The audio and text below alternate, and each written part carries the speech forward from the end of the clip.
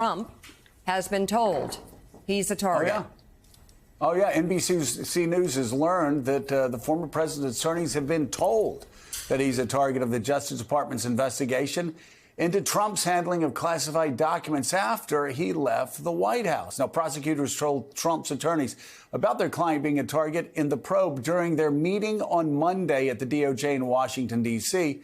That's according to two sources who were briefed on that meeting. Now, this does not rule out the possibility that Trump's attorneys had already known that, or they had already been told that Trump was a target prior to the meeting. And a DOJ spokesman, when asked, declined to comment. The Guardian reports that federal prosecutors formally informed Trump's lawyers last week that Trump was a target of the documents investigation and possible obstruction of justice charges. That's according to two people briefed on the matter. Meanwhile, the Washington Post, and this is the really interesting twist, reports that the Justice Department prosecutors are planning to bring, quote, a significant portion of their charges that may come out of the documents investigation in South Florida and not Washington, D.C. That's also according to people who are familiar with the matter. The paper reports that the legal basis for such a move is that the bulk of the conduct at issue in the investigation took place in the Southern District of Florida, specifically in and around Mar-a-Lago, which is in Palm Beach. Now, this doesn't rule out the possibility of some charges being filed in the nation's capital, Mika. All right, we reported on yesterday's show that a key aide to former President Donald Trump appeared yesterday before the grand jury in Miami, Florida. Taylor Budowich testified for about an hour about Trump's handling of classified documents after leaving office. Budowich was a Trump spokesman when the documents dispute erupted early last year and now runs the super PAC MAGA Inc. A source familiar with the grand jury proceedings tells NBC News that Budowich answered questions about a past public statement on behalf of Trump. Sources tell the Washington Post Budowich was questioned about an encounter with Trump in early 2022 after boxes of documents were sent from Mar-a-Lago to the National Archives and Records Administration at the time. Trump drafted a lengthy statement that he had given, quote, everything back to the federal government. But after consulting with lawyers and advisors, Budowich did not release Trump's statement because some of Trump's advisors did not believe he returned everything at the time. Several days later, Trump issued a different statement that did not include the claim everything had been returned. Budowich offered his own recap on Twitter following his grand jury testimony, calling the investigation, quote, bogus and deeply troubling, and that he, quote, answered every question honestly. Let's bring in former aide to the George W. Bush White House and State Departments, Elise Jordan.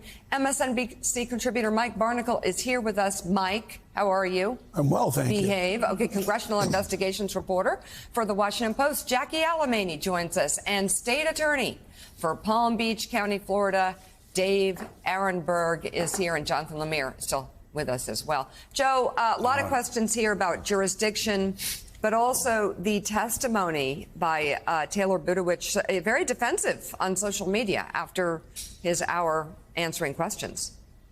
Yeah, well, I probably would be, too, if the feds were coming after my boss and possibly me. So let's talk, though, about a fascinating twist in all of this, reported by the Washington Post. Jackie, to you first, and then over to the state attorney in Palm Beach County, Dave Aronberg. Jackie, why South Florida?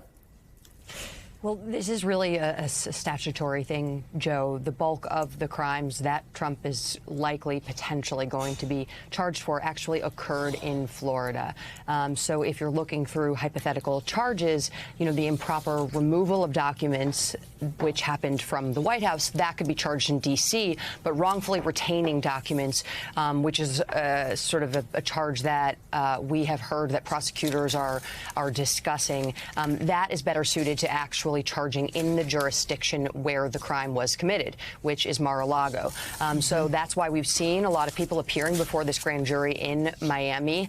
And the, the process is that once the grand jury is done hearing evidence, then the appropriate magistrate, and once an indictment is voted on by this grand jury, although there might be multiple juries that we've heard of within the Miami courthouse, then once that indictment is voted on, then it is assigned to a specific courthouse in South Florida, which is most likely going to be West Palm Beach. But this is sort of an in-the-weeds thing, but we did get sort of a tip-off this weekend once we found out that, yes, the grand jury in D.C. hasn't been impaneled for several weeks now, nearly a month, but the grand jury in Miami is still moving ahead, and they're working. So, Dave Ehrenberg, this all is happening right in your legal neighborhood down there in Florida. So talk about, if you can, the consensus seems to be among our legal experts in the first hour that the fact that federal prosecutors informed Trump's lawyers that he is, in fact, the target of this federal investigation, of a criminal investigation on both the classified documents and the obstruction of getting those back. Do you see an indictment coming? Is that what this target letter and this information to his attorneys means? Willie, I do. You know, when they told his lawyers that he was a target of the investigation, it was no shocker. This is not like the moon landing. If his lawyers were surprised, he should get new lawyers. But it's important because it shows that an indictment could come any day now, as soon as today, because apparently the grand jury is meeting in D.C. today and tomorrow. So that could happen. But now, as far as South Florida is concerned, it is a big development. I agree with everything Jackie said. But I also think that the South Florida grand jury could also be targeting Trump's associates down here who allegedly helped with the obstruction, like Walt Nauta, the worker who's his valet at Mar-a-Lago, who allegedly moved the documents to and from the storage room before and after the feds came a-calling. He lied to investigators, saying he never moved the documents until a surveillance camera proved him wrong. And there's also the maintenance worker who assisted Nauta, who seemed innocent enough until later he started asking questions to the IT staff about the cameras, where they were placed and how long the images remained on the server. So I think there are two reasons why they have the grand jury down here. I think it is to make sure there's the proper venue for Trump, because I think you could see a split indictment like they did in the Paul Manafort case, indictments in D.C. and South Florida against Trump, but also against Trump's associates down here in South Florida. So stay tuned. Exciting times ahead.